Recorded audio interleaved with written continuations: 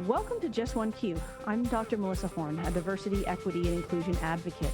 In this podcast, I chat with industry experts and thought leaders about the latest trends related to diversity, equity, and inclusion in the workplace. Each episode, I ask just one question tied to current events. The goal is to leave you with the tools that you need to drive change in your own life, both personally and professionally. So for those of you who have been following Just One Q for a while, you know that many of my guests are working to disrupt and dismantle the historical systems of oppression and inequity that have long existed within organizations. And for those of you who are leaders within these organizations or are working within organizations, that bringing about this type of change is hard work. It requires courageous leaders willing to do the work to create organizations that are just, equitable, and that foster a sense of belonging amongst their employees. But what if businesses were actually founded upon these principles? What if inclusion, belonging, equity, justice, and ultimately freedom was the founding principle of a company? What would that workplace look like for employees and for the clients they serve? Is this actually an attainable and sustainable business model? Well, for today's question, I'm asking, how do you build a business under the context of freedom? And to answer today's question, I'm joined by Jeff Melnyk and Laurie Bennett, who are both founding partners at Within People. Just a little bit about Jeff. So Jeff believes that purpose is the key to growth and leadership in businesses. His clients are from places all over the world, including Costa Rica to Canada, Hong Kong to San Francisco, the mountains of Australia, and the north of South Africa. And what he knows is that work is changing to be places where people are valued and are able to unleash their creativity, where we are all free to love who we are and what we do. And he's committed to helping Within People be a model business driven by values and principles. Jeff coaches CEOs and founders to achieve their vision of the company they most want to lead, helping them to create a shift in themselves and their culture. He's helped startups launch their big ideas and corporates find the courage to dream big. He's also a fellow of the Royal Society of Arts for his contribution in enabling brands to create positive social change. And Laurie believes that creativity is freedom. He's worked with people all over the globe who are bravely putting their ideas into the world to change it. He's seen that when people believe they are creators, they feel free. They sense their own value and they make amazing things together. Laurie coaches founders and leaders to reimagine growth, find purpose, tap into authenticity, and grasp possibility out of challenge. His clients are growing the company they love to work for and are proud to be from. And he's doing the same. Laurie and Jeff founded Within People under a context of freedom, and creativity is the beating heart of the company he wants to grow. So Jeff and Laurie, thank you so much for being here today. As I mentioned when we were just sort of talking before, that I'm often talking to consultants and folks who are working with leaders and founders to change deeply entrenched ideas and systems within organizations. It's not often that I actually get to talk to founders and leaders who, as you mentioned, also work with founders and leaders. And I think why I wanted to have this conversation today and why I'm really excited to have this conversation today is that you've started a company that was sort of looking to eschew all these. You've got the opportunity to create something new, and you're looking to help other people create something new and to break away from sort of the traditional business model. But enough of me. I want to hear a little bit about you. So let's talk about, what does it mean to actually build a business around the context of freedom? We're just about ready to start talking about that. I think 7-8 years into our journey, we're getting some new perspective on it, but it started for us as very much an intention of why we started this business at all. In 2014, Jeff and I were sitting on a rooftop in Barcelona, which is a specific place that encourages you to think about freedom, being on that rooftop in that place, in that sunshine, with that view, with that beer. I can keep going. But really, the conversation we were having then is, what is Within going to be? What are we going to do as an organization? And alongside that, what kind of company do we want to grow? And freedom sat at the very center of that idea. And it was freedom from some things and freedom to some things. And from was an experience that we had shared previously in our careers of working in hierarchies, of the disempowerment that came from traditional structures of business, certainly in the creative world, how damaging to creativity that disempowerment could be. We've really felt like the kind of creativity we were being asked for was being driven more by fear than by opportunity, more by request than by inspiration, and a sense of our own ability to bring it. And I think to think about a company where you could move away from those things and what that would look like felt really powerful.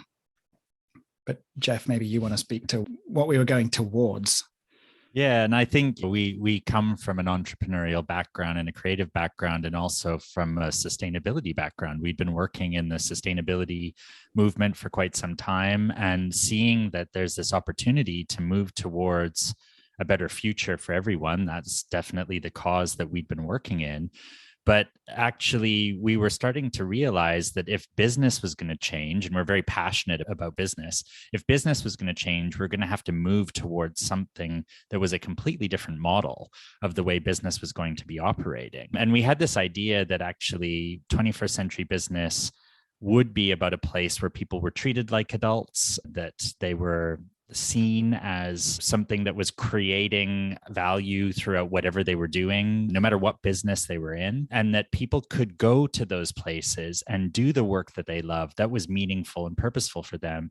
And through that sense of work, they would actually get something out of it. So that we always say, like, they could love who they are and what they do, right? It's not just a place where you go to earn a paycheck, but rather you're going to create something, because we believe creativity is at the heart of humanity. And so if we were going to do that, we had to move to a model that actually supported that. We started dreaming up this idea of the adult organization, where people would join together in a sort of creative way under a set of common values and a purpose or a vision that you were moving towards together. But you would treat each other like adults, and you would move through that experience in a way that actually liberated people from all those traditional ways of work, where work was really just a 4-letter word for most people. And I think we definitely, that was 8-9 years ago. I think coming through now the pandemic and seeing the trends of what people reacted against and are what moving towards now, we were certainly ahead of the curve at the time in what we were imagining. And certainly I hope most people are starting to feel that work can be something meaningful to them now.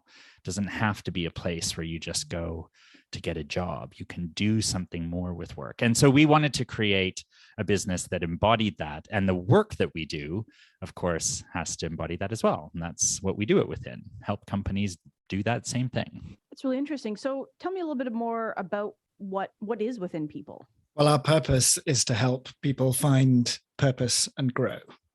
And the main kind of work that we do is really based around culture and how leaders, especially in organizations, can use culture as a tool to drive really purposeful growth. So from the start, it's been about how do we enable really purposeful growth in the world, what Jeff was referring to there. How do we make companies that make a meaningful impact on the communities and societies that they form part of?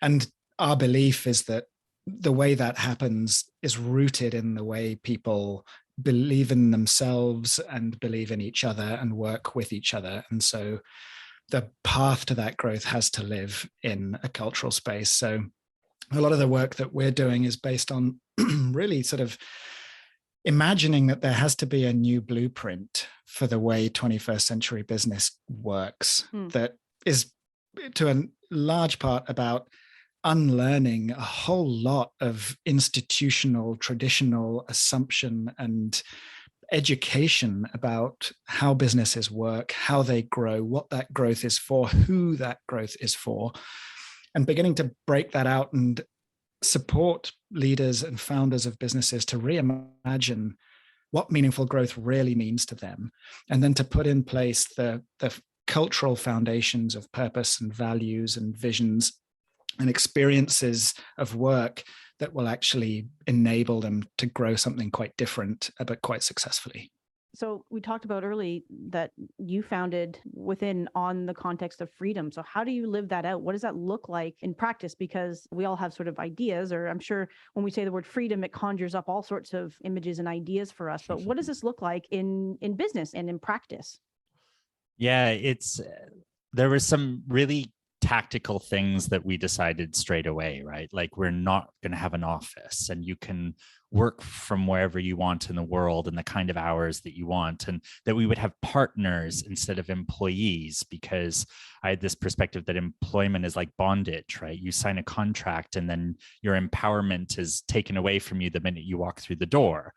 They just spend so much time giving power back to people when actually people are powerful already. So we had some of those core things straight away that were sort of in the design. And the context of freedom doesn't mean that it's a free for all. We still have processes and systems that we use. We have the blueprint of our services that we offer to clients. So it's not a free for all, but it's based around the notion that individuals who come to work for us we work in an equal way. We believe in equality, more so equity than, say, equality. I mean, nothing is ever necessarily has to be equal. So if Laurie and I were working on a project together, we don't have to equally divide the work that we do for something to feel equal or equitable, for example. So we recognize there's a difference between equality and equity, but that we see everyone as equal in our business, and they come with their talents and their skills, and they apply that art that they have to the science that we have in our work. So some of those things were sort of core that we wrote down straight away as principles. We codified our values right away. Our values we really see as being the core of how we do what we do, and we have our purpose to guide us to where we're moving towards. So we did all that, and then we kind of said, okay, this is the system we're going to operate in. And then we discovered it's kind of a thing. It's called self-management. There's a book about it, Reinventing Organizations. There's the Teal theory. And we're like, oh, okay, yeah, we do that thing, but we do it in our own way. And like any self-managed business, you have your own flavor of it. We look towards those other people out there that are doing similar things, but we want to make it right for our business. It's funny because as an organization, we're actually just going through and sort of rethinking what our core values are and what our mission and what our purpose is. And we're at that sort of 10, 11 year mark. And so we are a very different company now than we were when we first started. And we're constantly growing. And we just had this amazing breakaway day where we sat together and we said, okay, everyone sat around. What do we value? What do we love about our work? What do we want to keep doing? And how do we enshrine this in our mission, our vision, and our purpose and practices, so that we retain what was amazing about us as a smaller company, and ensure that as we continue to grow, that we don't lose that part of what makes us special, what makes our culture. And it was hard to it wasn't hard, but it was interesting, like what we all came back to. And for us, it's really about the relationships that we form with each other and that we form with our clients. And, starting to sort of distill, like, what is it about the relationships that we really value with each other and our clients, and how do we continue to seek out work and people and clients that allow us to continue to build and grow those. So it's interesting to think about embedding these things at the beginning, right? Because I think, as I mentioned at the beginning, I'm often talking to people who are like working to dismantle years and years of like systems and processes that have not led to equity, that have disempowered people, that have created all the things that about work that people don't like. But working with founders, and that there is so many new businesses, thinking about this stuff at the beginning seems really, really important. And not just thinking, what are the buzzwords? What are the catchphrases that I can put on my website? But as you mentioned, like really thinking deeply about what do we want our workplace and our culture to be like is, I think it's really important. It's the luxury and the privilege that founders get at the beginning of that journey, which governments often don't, and which leaders in established long-running businesses struggle to more, which is to design it the way that you want to see it. And to be able to sit there in front of a blank sheet and go, let's not assume that this has a shape already because of the way it's always looked, but let's think about what we would draw if we got to design it the way we wanted to. Imagine you could do that with society as a whole. It would look quite different. We're having this conversation on the day where the Supreme Court has just changed direction on Roe versus Wade. Like, imagine we could sit down and design that policy and design the way that society can operate. You get to do that at the start of the journey of a business. And it's really interesting when you think about, let's imagine it's all dismantled. What would we build back? And what would that look like? And the funny thing about starting with the context of freedom is the sense that it's about stripping away mostly to get less of something. But what you realize in doing that is that you have to put something back. I see so many of our clients who are sort of starting to explore into this space, imagine that it's about dismantling the systems and processes inside their businesses and replacing that with nothing, essentially. And the result is anarchy. But when you start to think about some of the sorts of processes that you would design, if you imagine that the people in your business aren't lying, lazy thieves, and instead designed businesses in case they happen to be really amazing, talented, hardworking, committed to the cause that they're part of, and take away the control and the fear that's designed in to protect leaders essentially from losing that very power, and instead start to embrace people and the skills and talents they have. And what does it look like to imagine a business around those kinds of concepts? It's an incredible thing. And the conversations we have inside businesses with leaders of established businesses now is how do you unpick back some of that and replace it with something new and different? So that's actually a really great question, because I imagine a lot of our listeners are thinking, okay, I love what I'm hearing. I don't have the luxury. I'm not a founder. I've never wanted to be a founder. That's a lot of responsibility and stuff, but they love where they work and they want to make it better. How do we take this idea that so you mentioned that it's not stripping away. It's not taking everything away. It's because, that leads to pure anarchy. But what does it look like if we want to try to start to implement some of these ideas in our own workplaces, knowing that we still have this sort of institutional history and baggage that we might have to sort of maneuver and work around? It's quite important to set that intention, right? Like, what are we changing it for? And are we moving away from something, or are we moving to, as Laurie introduced at the top of the show, is like, what are we changing things for? So if we're like, oh, look, we disagree with the way the world outside has structured society and it's marginalized people and it's created inequities. Okay, great. Well, let's design the experience of work so that it doesn't have those things in it. So that's a bit of process, isn't it? So what are the processes that we want to replace? So we don't have processes or systems. Let's create new systems. Let's think about what would make things more equitable or what would make our culture more inclusive. But we have to remember that we've got people inside the system as well. Mm-hmm. And people coming into the system might quite enjoy the fact that they're controlled or that they don't have freedom. This is one of the paradoxes of freedom, is often people don't like freedom because they haven't had any. They don't know what it feels like. They've grown up in a family unit, which tends to not have freedom. And like most people have gone to school, which doesn't have any freedom, right? And we're in a system right now where we're seeing freedoms are taken away from us. And oh, it's shocking, but we allow it to happen. So it doesn't matter if you're the founding father of the United States or if you're a founder of a company, you are someone in a system. You can choose to change it, but you have to choose to change yourself as well. So what's quite difficult for us sometimes with people coming into our system of self-management is that freedom is sometimes very scary for people because it comes with responsibility and it comes with a different way of being with each other, as well as a different way of holding the system in check. And so, yeah, set the intention. We want to change something. Let's change the experience of our culture. Let's change the processes, but let's work also at how do we start to unlearn some of those things that are maybe conditions within ourselves that we also need to shift. Great teams fuel great business. In the office, on the road, in the field, and around the world, your people are working together to make it happen, to make something new, to do something better, to delight customers again and again. At Dialectic, we believe that even the best teams can get better. Dialectic is a learning company obsessed with helping teams reach their potential. Using person-centered, empathetic design and social science research methods, we build digital and in-person training that helps your people build habits that unlock enthusiastic collaboration and true belonging.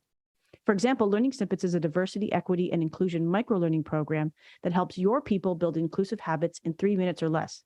Your team can practice living your organization's values with off-the-shelf programs like inclusive leadership, gender identity, or offsetting racial bias. Or let Dialectic design a solution tailored to your needs, from digital transformation and difficult conversations to disaster preparedness or design thinking. Learn more about how Dialectic could help unlock your team's potential at dialectic.solutions. And if you want to see how Learning Snippets puts DEI concepts into action, you'll find the link in the show notes. And now back to the show. Yeah, I think that's interesting. So I want to just go back and touch on the idea that freedom can be difficult in business. And you sort of touched on that a little bit, Jeff, but I know, Laurie, I'd love to hear what you have to say about, what makes freedom difficult in business. Part of it Jeff's already alluded to there, which is we're really used to not having it. And in fact, it's quite comfortable and it's quite easy to structure a system where most people don't have freedom. If you want to make decisions in an organization, it's easier to have a boss who can just make the decision rather than feel like you need to honor and understand the needs of the people around you before you go in and do that. So there's a lived habit that we're in that has equated kind of our safety with being in a space that's controlled in some way by somebody else. And we can resign a bit of accountability to them, which is quite comforting for us. And freedom, the counterweight to freedom in our system, and I think in most, is self-responsibility. With that freedom comes the requirement for individuals to take responsibility for themselves to a greater extent and to be able to take on accountability that in other systems they probably wouldn't have in front of them. And that's terrifying to start with. And everything from the imposters within us to the resistance to people stepping into power and who have power not wanting to relinquish it mean that there's a lot of inertia in a system to try to shift to free it up a little bit more. There's a lot working actively against that process that you've got to understand and work with in order to be able to move it forward. And I think the last piece of that is people with power don't want to give it away, but there's also in organizations and in society a lot of people who traditionally have been underrepresented and don't believe that they possess the power maybe that they have, and the structures of the organizations they've worked in have never given them the opportunity to try that and to taste it. And I think in these organizations, if you're founding an organization under the context of freedom, it's whose definition of freedom is that, and who gets to be a part of the conversations that design what we need it to look like and how that looks, because depending on who that is, it can be a really different experience for folks. So I think that it is interesting. So I think about this as like, okay, so you're founding a small organization, and it sounds like, if I'm going to play the advocate. So people are thinking, this is great. Okay, it sounds great in a small organization of 5, 6, 7, 8, 9, 10. How do we scale this? Like, what does this actually look like? Can you scale this to a large organization? Yeah, I mean, there's lots of case studies of self-managed organizations, like manufacturing plants as well, which you think, oh, this is for the tech folks in Silicon Valley or for people that just, work in different kinds of jobs. But no, there's large scale operations, organizations where this is operating. I think scaling any business becomes difficult. I mean, we've had trouble growing past the number 12. Like 12 seems to be a point where people really gel with each other. So you add a few more folks in and it shapes up the dynamic. And this is something you see in patterns in organizations. You go to 12, you go to 25, you go to 50, you go to 100. I think the optimum number of a group size is 127 or some random number like that. Like, we can't know anyone. If we have 128 friends, we can't remember them all. I always think it's a weird number. Like, who figured that out? But there's patterns to this, and that there's something probably in nature and in biomimicry that shows us these things, right? Like there must be forms that we form in different ways. So scaling to me isn't the issue there. It's how do you create the systems that will help you to scale? And hierarchy is a very easily replicable system. Right. And so therefore it's easy to roll out. And so you naturally go, oh, well, that's, well, we want to be a big company. We want to be more people. So we'll go with something like that. And that's just, again, easy. Let's go to the easy route because it's what we know. But does it make it the right route is the question, right? If we want to make change in society and we're creating a business, surely, and to Laurie's point, well, you have the privilege to create it in whatever system you want. And then you then go and replicate a system of oppression. Then therefore, by that very nature, you are perpetuating it. So just because something's difficult doesn't mean it's not a good thing to aim towards. I can't imagine this has been easy, right? Like this isn't an easy path to lead and to go down, because when you're thinking about freedom, you are looking at folks who need to be accountable. You're looking at self-management and accountability. But given that I'm sure that it hasn't been easy along the roads, I'm sure that there's been bumps and well, what's the payback though? Why invest in this? Because it is easy to replicate systems that have worked, albeit not for everyone. But what's the benefit of sort of choose this model over ones that are easily to replicate? It's the measures of that in two spaces. There's the kind of measures of the success of a business around that, but then there's the measures of what it feels like to be in a business that's like that. And I think on that last point, the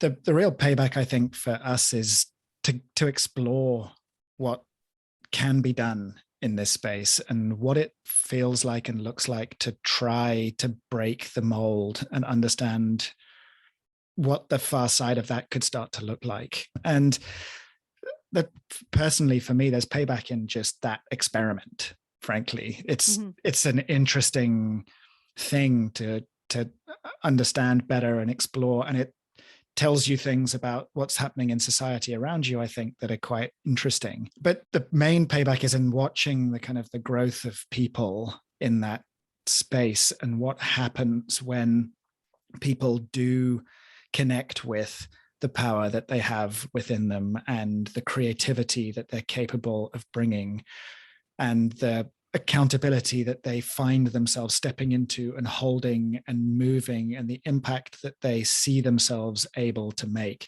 is fundamentally different. And I think that sense that comes, you mentioned at the top of the show, of people feeling like they're belonging, feeling that they're included, the ability for those voices and actions to actually come to bear to change things around a business where ordinarily they wouldn't, is rewarding. And I think it grows people. We are struggling to grow ourselves past a certain number of people, but that's frustrating. But watching the growth inside the individuals is incredibly exciting. And the number of people who have sort of passed through our system and moved on to something that they didn't see for themselves in their future, but because they had, under the context of freedom, been afforded the ability to explore that in new ways, is what we do it for. I think what I do it for.